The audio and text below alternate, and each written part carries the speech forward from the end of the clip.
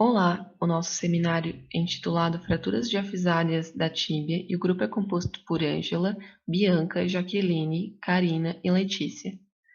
A tíbia é um osso longo que é responsável por sustentar mais de 80% da carga de suporte da extremidade inferior. Ela articula-se proximamente com o fêmur e a fíbula e distalmente com o talos e a fíbula. Na sua epífise proximal, os principais acidentes ósseos encontrados são côndilo lateral, côndilo medial, eminência intercondilar, tuberosidade da tíbia, fóvea fibular. Na epífise distal, há o malelo medial e a fossa para o talos.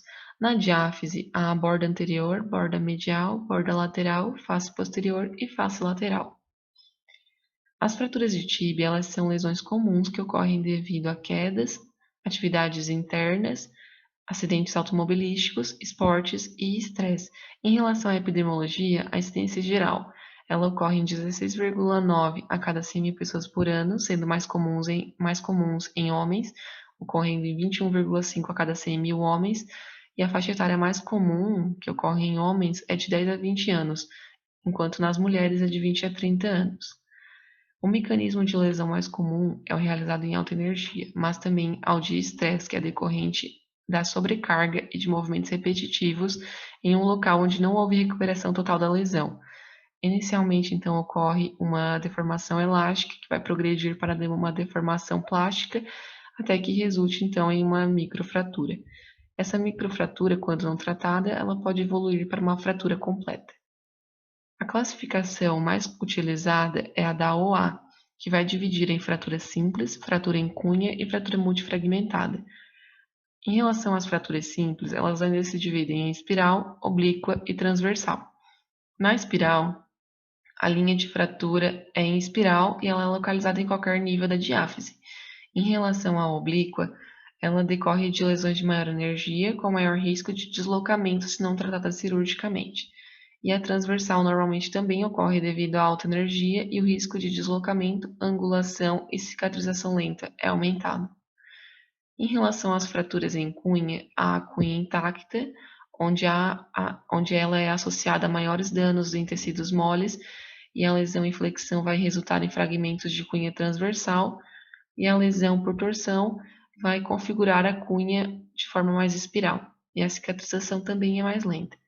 Tem a cunha fragmentada, onde há maior probabilidade de deslocamento e maior dificuldade de manutenção do alinhamento, e a cicatrização também é mais lenta. Há as fraturas multifragmentárias, como a segmentar intacta, onde o plano de fratura é transversal ou oblíquo curto. A fratura fibular associada é comum, com danos significativos nos tecidos moles. Há um risco elevado de síndrome compartimental e lesão do nervo ou de vasos, que são lesões instáveis. Há também a lesão fragmentada, que é uma lesão de alta energia. Geralmente vai ocorrer então a fratura fibular associada e danos significativos nos tecidos moles. Há um alto risco então da síndrome compartimental, de lesões do tecido tegumentar, esmagamento muscular, lesão de nervos e também de vasos. Também há outras classificações além da classificação do AUA, né? A gente pode citar então a classificação de Ellis, como essa demonstrada na tabela ao lado, a classificação de Testner para fraturas fechadas e também a classificação de Gustilo para as fraturas abertas.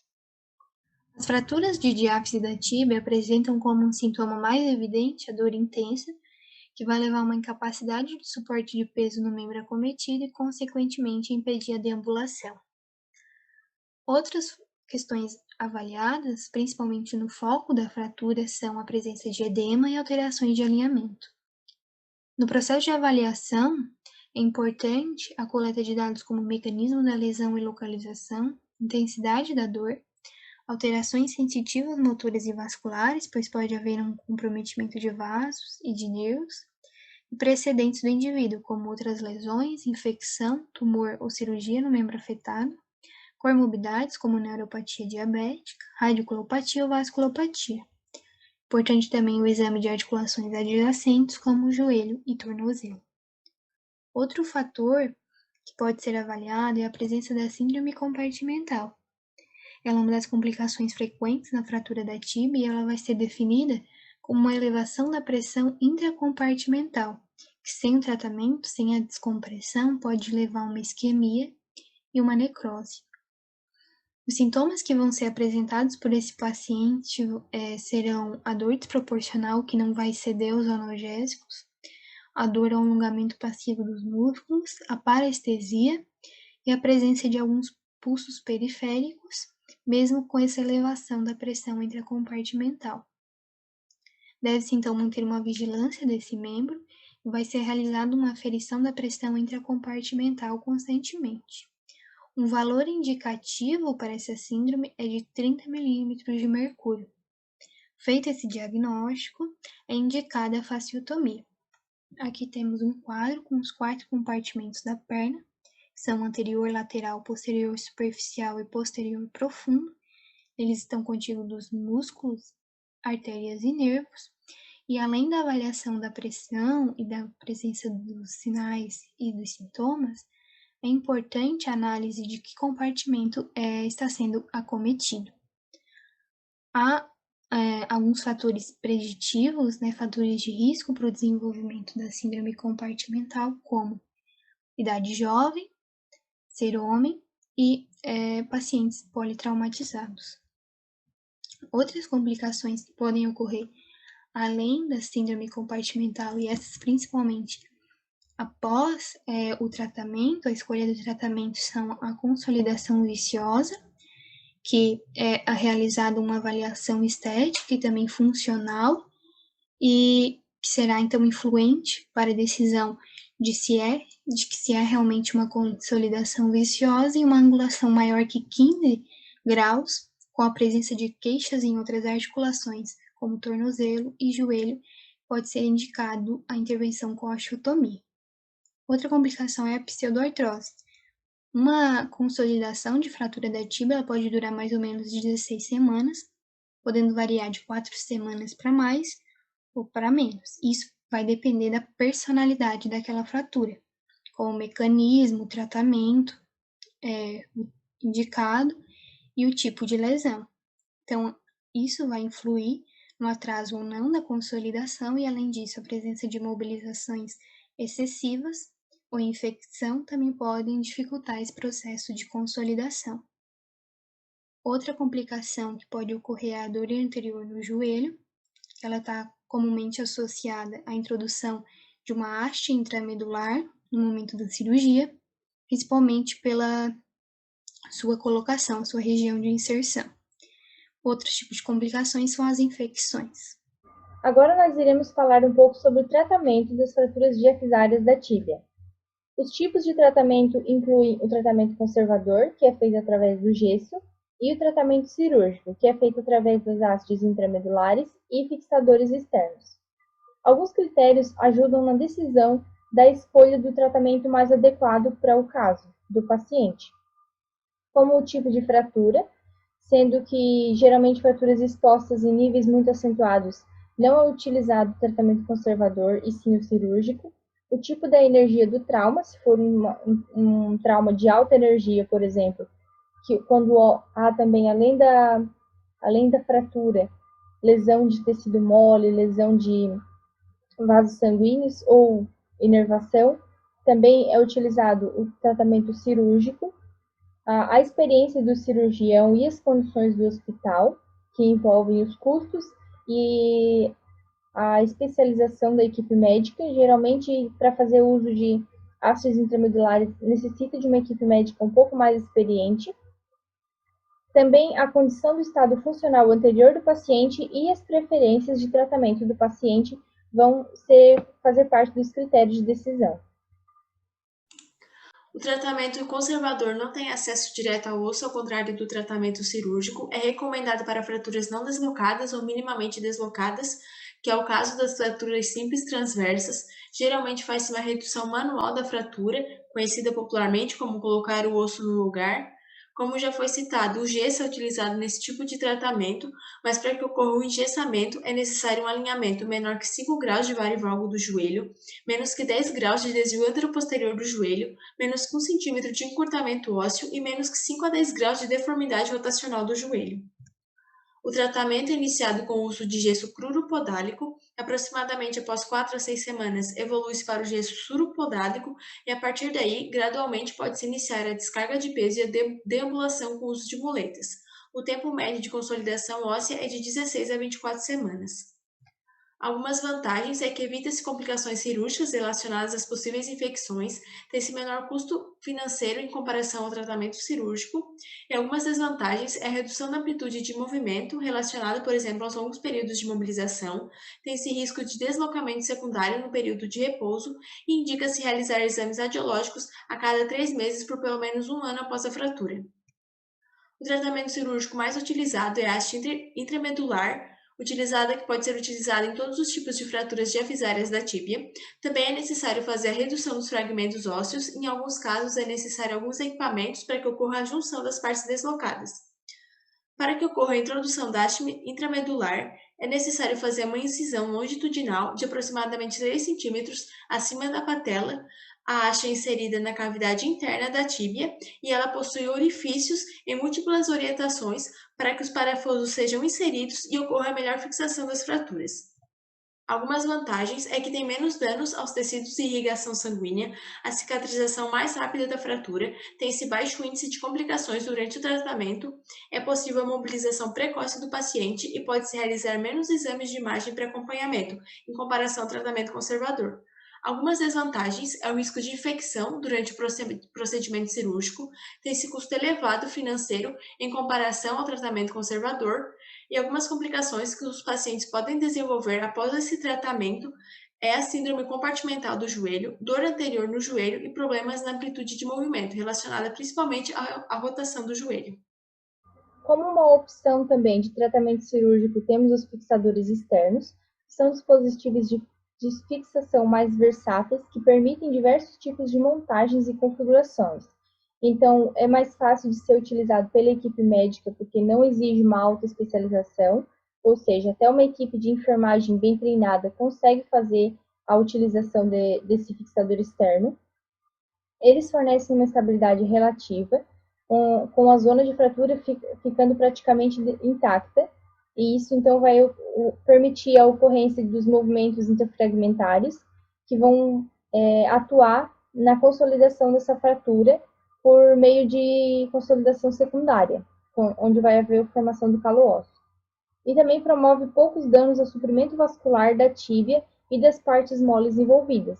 Então, quando é uma lesão que tem uma alta lesão, um alto número de lesão também de tecido e vaso sanguíneo, vai ser geralmente uma opção os fixadores externos. E nessas fotos vocês podem ver 2 modelos de fixadores externos, o linear e o tubular. O mais utilizado ultimamente tem sido o tubular. As desvantagens dos fixadores externos é a dificuldade de fixação em fraturas complexas, a transfixação de músculos e restrição dos movimentos. Geralmente, a restrição dos movimentos está mais relacionada ao medo do paciente do que em si à técnica cirúrgica. Soltura e infecções dos pinos, considerando que vai haver pinos que vão estar em contato com o tecido, então vai ter um maior risco de infecção. E o uso prolongado também pode provocar uma pseudoartrose e consolidação viciosa. É recomendado que ele seja utilizado de uma forma temporária, ou seja, quando o paciente chega no hospital, de imediato se faz o uso de fixadores externos, mas assim que possível, quando o quadro clínico do paciente estiver mais estável, o ideal seria trocar pelas hastes intramedulares. Porém, não é isso que acontece na grande maioria dos hospitais públicos do país, considerando que, para fazer a introdução da haste intramedular, é necessário uma equipe médica especializada, como eu já falei, e envolve também custos adicionais. Por isso, muitas vezes os fixadores externos acabam se tornando o tratamento definitivo do paciente, tendo também um bom prognóstico, geralmente, mas causa maior chance de complicações, comparado com as hastes intramedulares. E ele é selecionado geralmente quando o trauma for de grande impacto e magnitude, associado a importantes lesões de tecido mole, podendo a fratura ser exposta ou não. A fisioterapia ela deve ser realizada precocemente para evitar limitações físicas e complicações com o objetivo de manter a imagem psicossocial, sensorial e motora do paciente, diminuir algias e edemas, promover recuperação muscular, tendinosa e articular, melhorar a circulação arteriovenosa e linfática, bem como a coordenação e equilíbrio, e estimular a propriocepção. Para atingir tais objetivos, é necessário realizar uma avaliação abrangente das condições gerais do paciente, como a ADM, força muscular, flexibilidade muscular, sensibilidade para verificar se o paciente não teve nenhum comprometimento nervoso, as condições funcionais, a coloração, edema, equilíbrio, propriocepção e marcha, e entre outros. Algumas intervenções fisioterapêuticas utilizadas tanto em âmbito hospitalar quanto em ambulatorial para a reabilitação da fratura diafisária de tíbia são o posicionamento para evitar úlceras e encurtamentos, redução do quadro álgico e edema por meio da crioterapia, exercícios metabólicos, massagem terapêutica como deslizamento superficial profundo e fricção, a drenagem, eletroterapia, ultrassom e laser de baixa potência para aumentar a extensibilidade tecidual, melhorar a cicatrização e diminuir a inflamação, bem como a utilização do FES para retardar a atrofia. Redução da rigidez e hipomobilidade são utilizadas intervenções como mobilização articular, alongamentos, a cinesioterapia, que engloba exercícios de fortalecimento, aeróbicos de equilíbrio, coordenação, propriocepção, entre outros. E exercícios de ADM também. Os exercícios de fortalecimento, eles são iniciados com isometria e sem carga, evoluindo para concêntricos e excêntricos. Também deve ser realizado a movimentação das articulações não imobilizadas por meio de exercícios ativos livres e ativos assistidos. Deve-se realizar atividades funcionais, como treino de marcha, treino de dispositivo auxiliar, subida e descida de escadas, sentar e levantar, entre outros. A hidroterapia também é recomendado para fases mais tardias. Também deve-se realizar a descarga de peso, dependendo do material de síntese, primeiramente o peso parcial, evoluindo para peso total e depois peso total com carga. Se for um atleta, promover o retorno ao esporte por meio do treinamento de gesto esportivo e exercícios pliométricos. Aqui são alguns exemplos de exercícios realizados, como exercício de ADM, fortalecimento, funcionais, equilíbrio proprioceptivos.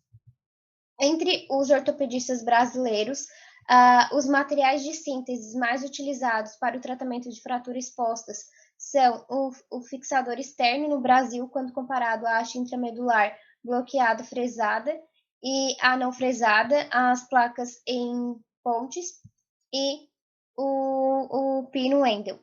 É recomendado, então, a descarga parcial na posição ortostática quando utilizado a haste intramedular precocemente, entre 1 a 7 dias. No entanto, o fixador externo ele já é mais tardio, entre 30 a 44 dias. É recomendado, os ortopedistas recomendam o tratamento com fisioterapia no pós-operatório, utilizando qualquer uma desses materiais de síntese, e também houve uma recomendação para exercício com descarga de peso na maioria dos materiais de síntese após os 30 dias. O fator que mais influencia para liberar a descarga parcial na posição ortostática é o material de síntese utilizado quando comparado ao raio-x, dor e sinal de infecção.